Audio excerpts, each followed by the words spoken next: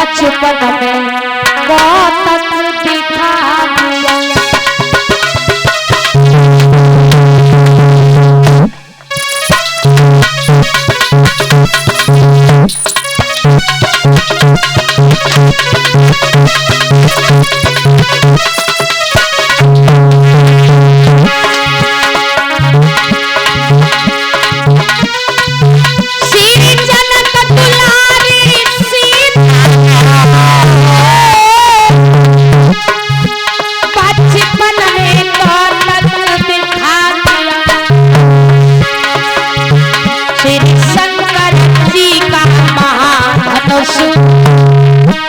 और एक ही हाथ से उठा लिया।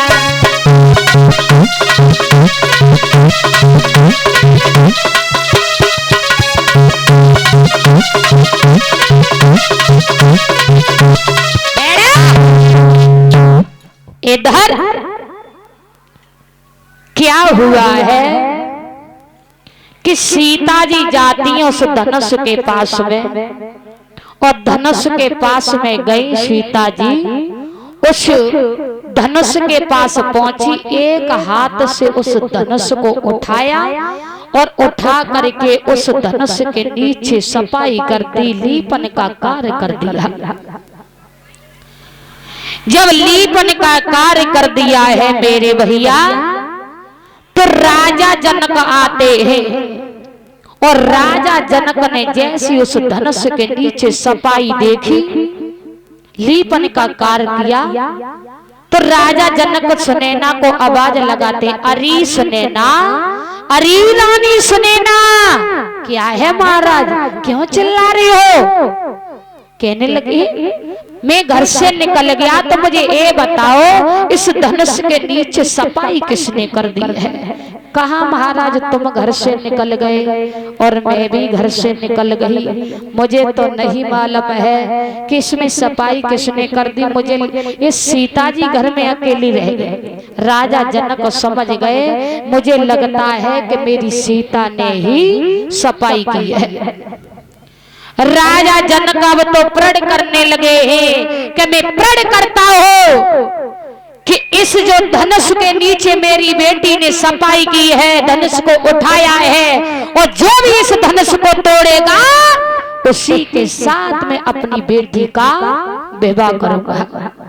अब तो देश देश के राजाओं के लिए पत्र लिख रहे हैं, देश देश के राजाओं के लिए पत्र लिखा है। ये पत्र सबके पास जाता है, और वही पत्र विश्वामित्र के पास पहुंचा। विश्वामित्र ने जैसे ही पत्र खोल करके पढ़ा, और जब पत्र खोल करके पढ़ा है तो राम समझ गए। राम कहने लगे, हे गुरुदेव, मैंने सुना है कि जनकपुरी में बहुत भारी स्वयंवर लगा हुआ है, अगर तुम्हारी आज्ञा हो जाए तो चलो जनकपुरी को देखने के लिए चलते हैं। मेरी भैया आज जिस प्रकार का है, आगे आगे विश्वामित्र और राम लक्ष्मण चलते चले जा रहे, चलते चले जा रहे हैं। तो इधर रास्ते में क्या देखा है कि एक नारी के समान स्वरूप में पत्थर की शिला पड़ी है। परीक्षित कहने लगे, हे गुरुदेव, ये पत्थर की शिला पड़ी है, ये क्या है? सुखवाचार्य आचार्य सुखदेव कहने लगे, हे राजन परीक्षित, ये जो गौतम ऋषि थे, गौतम ऋषि, और गौतम ऋषि की पत्नी अहिल्या थी, और अहिल्या ये पत्थर की क्यों हो गई? मेरी भैया ये इंद्र थी, और जो गौतम ऋषि की नारी अहिल्या थी वो बहुत सुंदर थी। गौतम ऋषि की नारी अहिल्या इतनी सुंदर थी, इतनी सुंदर थी, तो इंद्र ने विचार किया ये मेरी पत्नी है, अगर ये मेरी पत्नी हो जाए, इसके साथ में मैं संभोग करूं तो बहुत अच्छी बात है। आज वही इंद्र चंद्रमा के पास पहुंचे और कहा चंद्रमा से कि अरे चंद्रमा, गौतम ऋषि वैसे घर से बाहर नहीं निकलते हैं और सुबह के 4 बजे गंगा स्नान करने के लिए जाते हैं।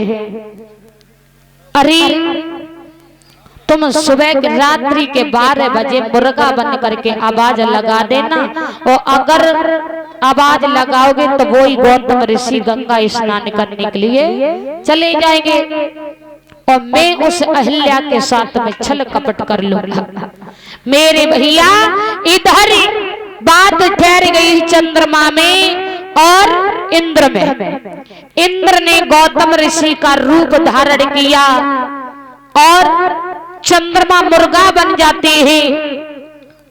रात्रि के 12 बजे आवाज लगाई है चंद्रमा ने।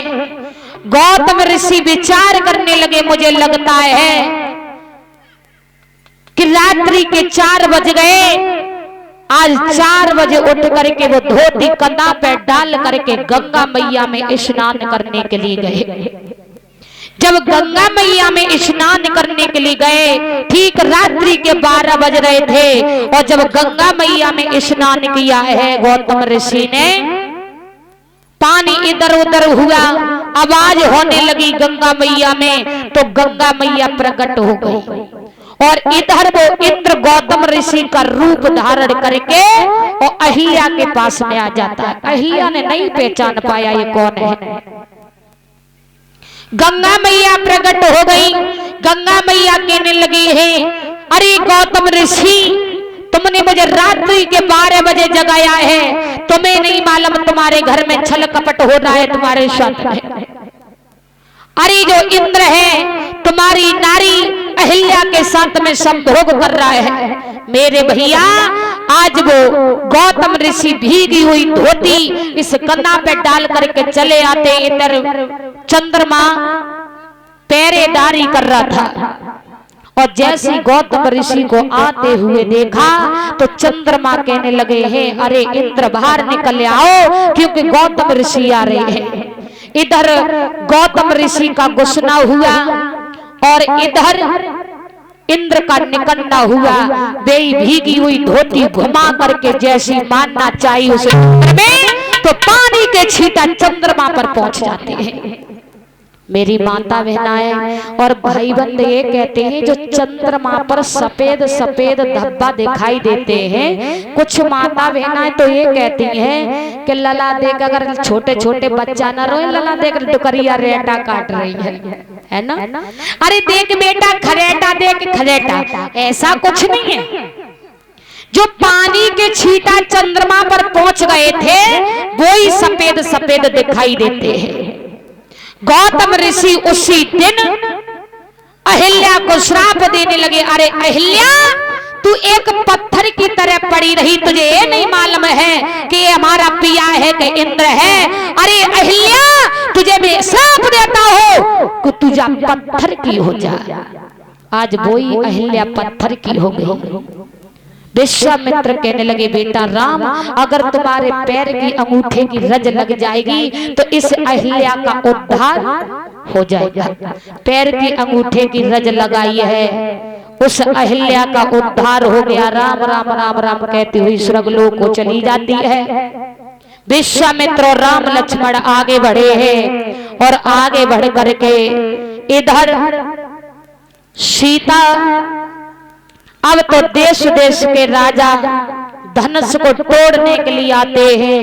देश देश के राजा विश्वामित्र राम लक्ष्मण भी उस सीता स्वयंवर में आ रहे हैं।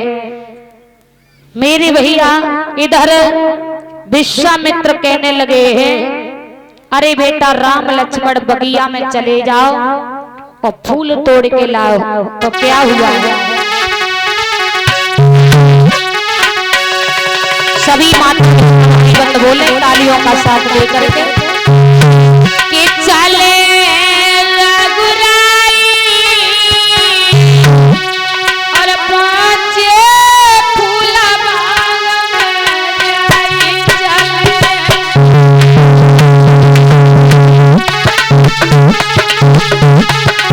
ऊपर हाथ बोलो सभी।